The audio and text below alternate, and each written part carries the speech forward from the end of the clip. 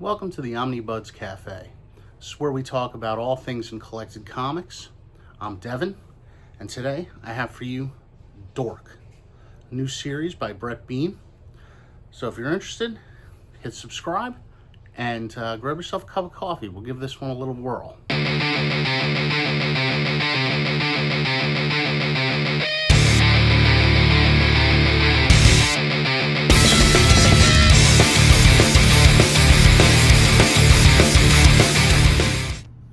So, Brett Bean does the art and writing in this book. And honestly, I really do like the art in this book. It's a little cartoonish, and it juxtaposes very well with some of the more violent scenes because it's a fantasy. Like, it's set with orcs, dwarves, goblins. Dork himself is a half-dwarf, half-orc orphan. And, we meet him in the land of Sunderain. Sunderain itself is split into two parts. There's the light side and the dark side, and in the middle is the Scar. The Scar is where all your battles are fought, and it's quite literally a blood red scar because of all of the blood that's been spilled in this area. And this is where Dork lives.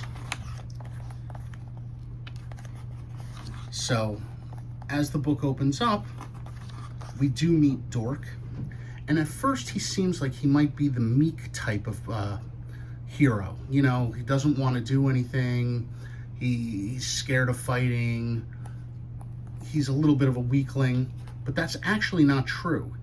He's quite powerful, he knows his own strength, but he doesn't want to hurt anybody. And, he actually has a bloodthirsty sentient shield with him. The shield kind of acts like a sentient version of Captain America's shield, where he can throw it and it'll return, but it can actually move on its own. And it has an eye which gets covered when he's in battle, most times, as you can see here. Not covered, because it's actually looking at what's going on. We also find out that Dork's name is not Dork. He tries to say his name, and he gets immediately into a battle. So that's going to be a mystery for later on. But in this first issue, we have Dork, his shield, and then we meet our next friend in Chicken. Now, unfortunately, Chicken dies in battle, and his head is cut off by Dork's shield. Something happens, and now Chicken is a ghost and follows our team around. He then becomes the third part of the team, him and his body. If you can see here, his body just kind of walks around and follows them as well. But as the chicken's head kind of goes around, there's no blood going to his head anymore. He gets dumber as the book progresses, unless he possesses something. And when he possesses something, he starts to get smart again. So in the first couple issues, Chicken will act as our proxy, since basically asking questions of Dork and Shield, a la Spider-Man Homecoming with Ned and Peter. You know, can you do this? No. How about this? A little bit. How about this? No. This will help us get to know our characters. Now, we also find out that as Dork is half dwarf, half orc, he is born of the light and the dark sides. A child born of the light and the dark sides is supposed to destroy the world and cause Armageddon and all that good stuff. So now, once people start learning about him, the light side and the dark side both decide to come after him. Now, the thing with the light and the dark side is, very carefully, he's stating that they're not good and evil, they're just different sides. And even at one point, the shield says to Dork, you're going to have to choose a side at some point. And he says, both sides are basically trash. I don't want anything to do with them. It's a refreshing point of view. So anyway, Dork, feeling bad for cutting Chicken's head off and making him a ghost and a walking corpse, and also finding a little bit out about S.H.I.E.L.D., even though they've been together for about 20 years, S.H.I.E.L.D. has no idea what he is. He just knows he's a sentient S.H.I.E.L.D., and Dork has always had him. So they decide they're going to find a bone witch in an area of the light side, and they have to travel. And, you know, at this point, you have the light side and the dark side both coming after him.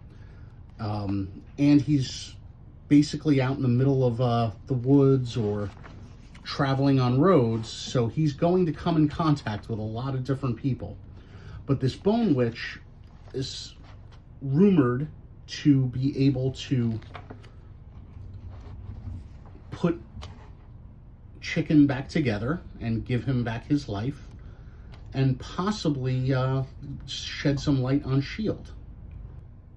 So this book is a lot of fun, though. Between the cartoony art, the violence, the humor, in 5 issues, you'll just breeze right through them.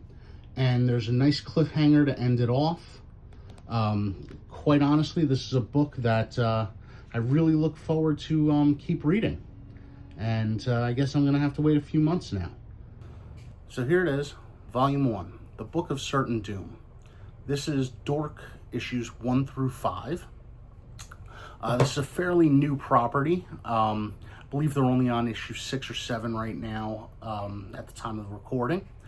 And this book generated a little bit of buzz right out of the gate.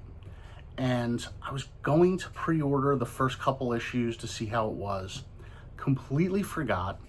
I believe the first issue sells anywhere from $60 to $100 now. So I opted just for the collected editions. Sure, I'm going to have to wait a little while, but I'm just not paying that for a new book. However, it is pretty good. Had a lot of fun reading it, and I think you will too. If you're looking for great deals on collected edition comics or manga, we recommend shopping at panelboundcomics.com. They offer free shipping on orders over $30, plus bundled discounts to help you save even more. And if you're shopping from Europe or the UK, comicsbugle.com offers free EU shipping and a rewards program for regular buyers. Don't forget to use our discount codes at checkout.